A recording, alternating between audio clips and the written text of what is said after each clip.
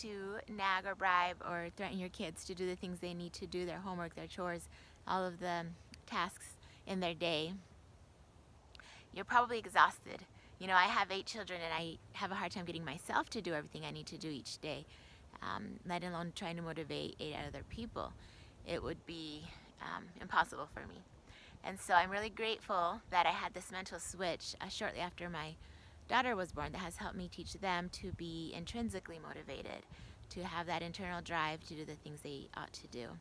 And of course, I still have to remind, and sometimes we have to refocus and remember our why, but they do the things they do out of the right motives. And I wanted to share what that switch was and how it's blessed us, because I didn't realize it at the time what a blessing would be in our lives.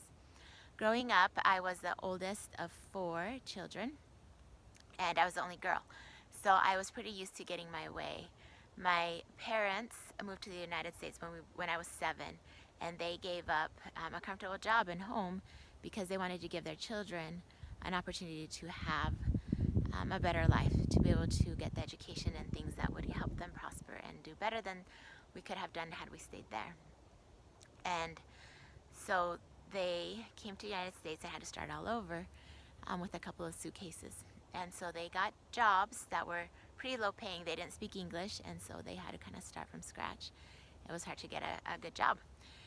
But they sacrificed so much that we would have everything that we needed and what we wanted, because they wanted to give us a better life. That was their motive. They just loved us so much.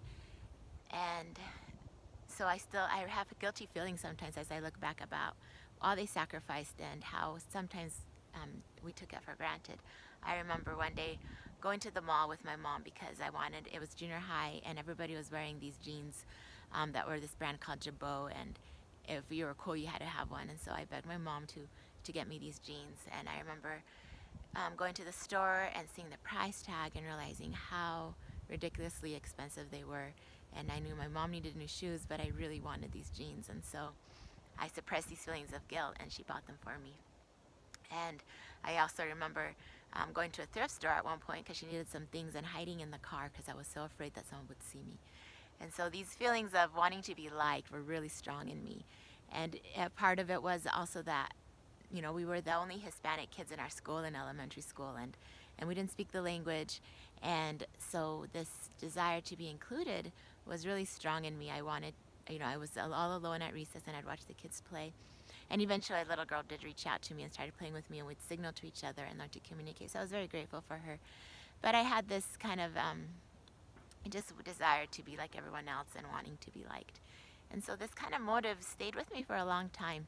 And I still have a little bit. I still desire to be liked, and I try to suppress that and try to make sure that my motives are right, because that's not a happy way to live. It wasn't joyful, and it was very swayed about. My feelings were swayed about by the opinions of others, and I did not like living that way. And getting an education was more of something that I needed to do in order to get a job someday, to be able to go to college. So my education was very shallow because my motives, again, were about me and getting a good job or getting into college. They weren't about trying to make this world better, or I didn't realize at the time that an education would help me be able to make good life decisions, have better relationships, and be able to make a difference in the world. That was not my motive, so it was shallow. So I remember one day we had moved to Kentucky when I was 6 months pregnant because my husband was going to go to school there, and my little girl was born 3 months later. My mom came out for a little bit to help me, but then she left, and I was very alone, and my little girl was colicky, and nursing was painful, and it was just a really hard transition for me when you go from your motives being all about you to suddenly having this little baby and things are all about her. And I was struggling, and I sometimes thought about maybe I should just fly home and let my mom take care of both of us, because this is really hard. And it was a struggle for me. And I was dealing with a little bit of postpartum depression. I didn't realize it at the time, but sometimes things were just really, really dark, and I felt really guilty about who I was and about how I was raising my baby, and I just didn't feel like I could do it. And so one day I had her on her little bouncer, and there was this tree outside of our town home in Kentucky, and she liked to look at the leaves. So I had her outside, bouncing her a little bit as she looked at the leaves. And I started looking up at the leaves as well. And I started thinking about a TV show I had watched the previous night. I like to watch this show because it made me laugh and it was funny. And it was called Friends. And the people in it just seemed to have these really exciting lives. And they were constantly doing something, and it was just always fun. And their morals were not very great. And I remember sitting there thinking about the show and thinking, comparing it to my life, and then realizing that I had kind of started craving some of that excitement and wanting some sort of that lifestyle. And I knew it was shallow. I knew that that was not the way to real joy, that it was a fake pseudo happiness, and that I didn't want my daughter craving those sort of things as well. That I noticed myself thinking and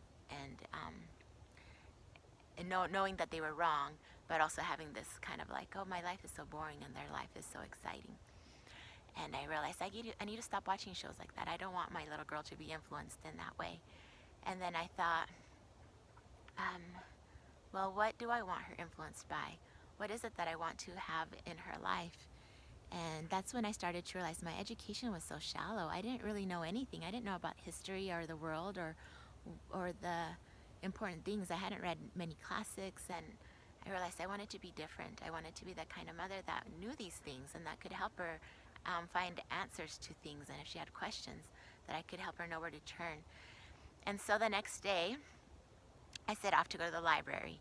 And for some reason, in Richmond, Kentucky, the library was in the mall. So we went to the mall, and I started walking up and down the aisles, searching for a classic. I didn't know what to look for, but I knew that if it looked kind of familiar, then maybe there was probably a classic. I'd probably heard about it before.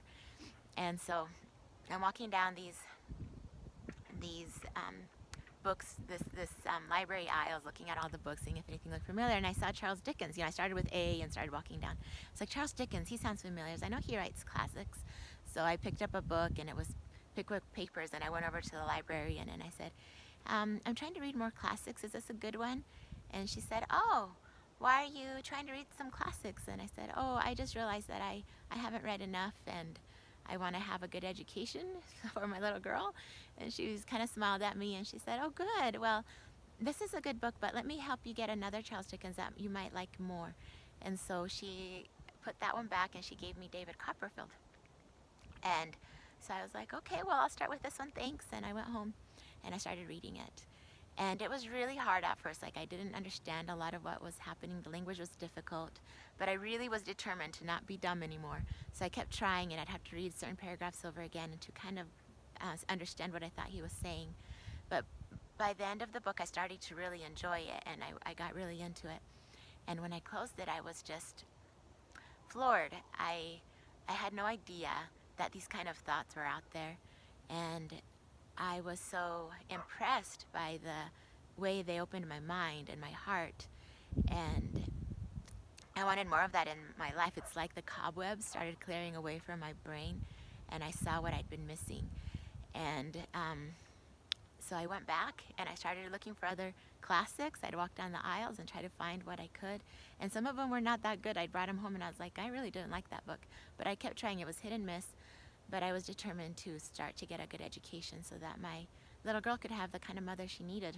So my motive changed, and I'm so grateful that I was able to see that, because as my motive was not about me and being liked anymore, it became about being the kind of person I needed to be to make the world a better place. Then I was able to see more clearly, and I was able to give my little girl what she needed. So about 6 years later, we were living in Baltimore, again for my husband to do an internship, and my little girl was starting first grade. She was going to school, and I started going running with a friend from church. And in the mornings we would run, and she had decided to pull her little boy out of school because he was not getting along well with his first grade teacher. They didn't really like each other, and she decided to try homeschooling him that year. And she started reading these books, and one of them was called The Thomas Jefferson Education. And as we were running, she would tell me about some of the things she was learning and things she started implementing in her home. And one of the things she told me about was reading classics to her son. And they were reading Robinson Crusoe. She would read to him at nights. And I thought, wow, I'd never really thought about reading my first grader classics, but that really sounds like a good idea. and I can see why that would be beneficial.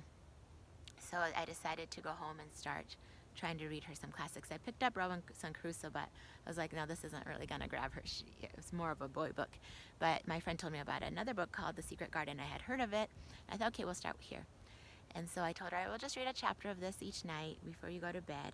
You know, after read you your regular book. I was reading her regular children's books before bed, and are my other children as well. So I told her, we'll read this with all the other kids, but then I'll read you a chapter from this each night, so that we can start to read some of these books together. And she thought that'd be fun. And sometimes she would take her coloring book and she would color, and I'd read to her. And pretty soon, the other kids wanted to be involved in this reading time too. They didn't like getting sent to bed.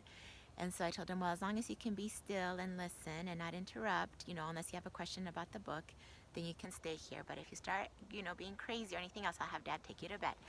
And so they started gathering around during this reading time as well, and I'd read them all The Secret Garden, and they tried to pay attention because they didn't want to get sent to bed. And that is how our family read aloud time was born. And we started reading classics as a family and going on all of these adventures together that we could all relate to, and that we could all kind of go back, oh yeah, I remember so and so in this story and how he acted. And we had this common ground work to work from.